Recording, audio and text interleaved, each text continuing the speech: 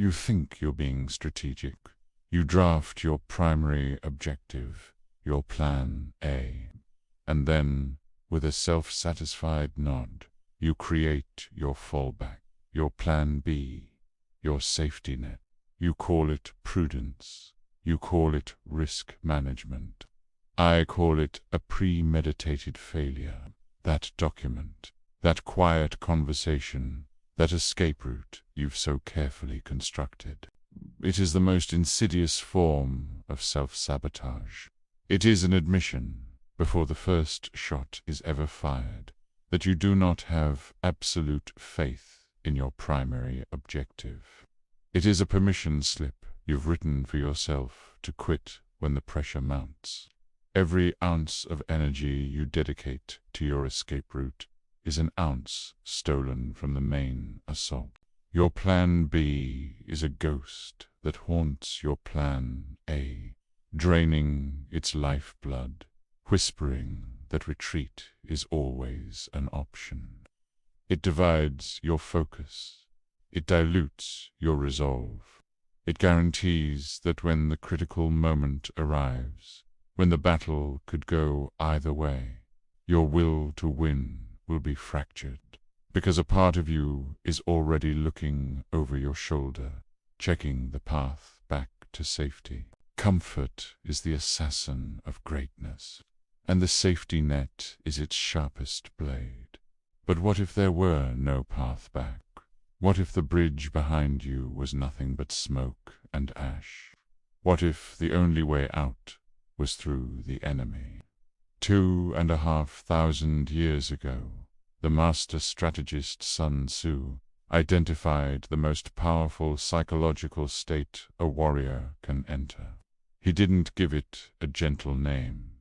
He called it death ground. He wrote, "Place your army on death ground, and it will not flee. Faced with death, what can they not achieve?" The principle is brutally simple. When soldiers are positioned where retreat is impossible with their backs to an impassable river, a sheer cliff, or a burning city, they are left with two choices: fight with the ferocious, desperate energy of a cornered animal, or be annihilated. In that moment, survival and victory become the exact same thing. The petty complaints, the exhaustion, the fear, it all evaporates. The debate is over. The mind achieves a singular, terrifying clarity. Every soldier becomes a hero, not out of a sense of valor, but out of sheer necessity. They fight with a strength they never knew they possessed, because the alternative has been completely removed from the equation. This isn't about morale boosting. This is about psychological warfare waged upon yourself. Make no mistake, standing on death ground is terrifying. Your palms will sweat. Your heart will hammer against your ribs. Every instinct will scream at you to find a way out, to find that safety net you so foolishly discarded. Good. The terror is the point.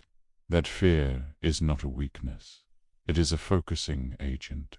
It is a blast furnace that burns away every distraction, every excuse, every ounce of procrastination. The low-grade, chronic anxiety of what if I fail is replaced by the high-voltage, acute certainty of I must succeed, or I am finished. This clarity is power. When you have no safety net, you don't fall. You learn to fly. You stop hoping for a soft landing and start commanding the air around you. The question is no longer, how can I avoid the worst-case scenario? The question becomes, what must I do right now to achieve the only scenario that matters? You stop managing risk. You start dominating reality.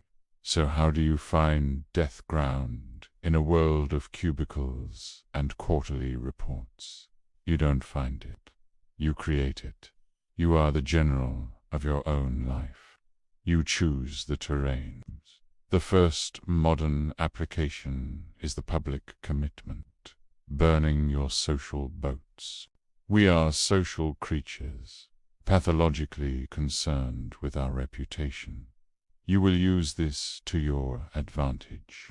You do not quietly decide to launch a business. You stand before your peers, your family, your rivals, and you declare it. You state the name. You give the launch date. You make a promise so bold, so public, that to retreat would bring unbearable humiliation. You don't just plan to get in the best shape of your life. You hire the expensive trainer. You sign up for the competition 6 months out. You post your before picture and your specific goal for all the world to see. And you commit to weekly updates.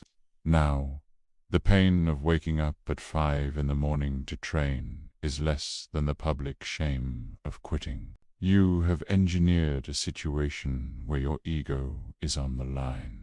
Retreat is social suicide. You have placed yourself on death ground. You will get it done, not because you are motivated, but because you have left yourself no other choice. For those with greater courage, there is a more potent tactic, the financial point of no return. This is where you burn your material boats. The safe entrepreneur seeks venture capital, playing with other people's money. It's a smart strategy. It's also a safety net. If the business fails, it's a loss on a spreadsheet. A lesson learned. The death ground commander takes a different path. You don't seek outside funding. You remortgage your house. You drain your life savings. You put your own skin, your own future, your own security on the line. Now, failure isn't just an embarrassing meeting with investors. Failure is foreclosure. Failure is starting from zero. Every sales call, every negotiation, every late night spent refining your product is now infused with the desperate, brilliant energy of pure survival. You will find solutions others miss. You will work with an intensity your comfortable competitors cannot fathom. You will make it succeed because the consequence of failure is not just disappointing, it is unthinkable. You have made victory a biological necessity. This is not a life hack, it is a weapon. And in the hands of the undisciplined, the hesitant, or the foolish, it will destroy you. You do not place yourself on death ground for a trivial matter.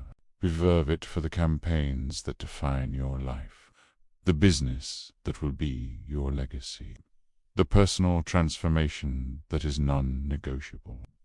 You must be the architect of your own crisis, the willing participant in your own trial by fire. The world will tell you to be cautious, to build safety nets, to always have a way out. And that is why the world is filled with men and women of quiet desperation, living lives of untapped potential. The safety net is a beautiful lie. It promises comfort, but it guarantees mediocrity. Death ground offers only terror, and the absolute certainty of victory for those who can withstand it. It is a sharp blade, but for those who dare to wield it, it carves empire.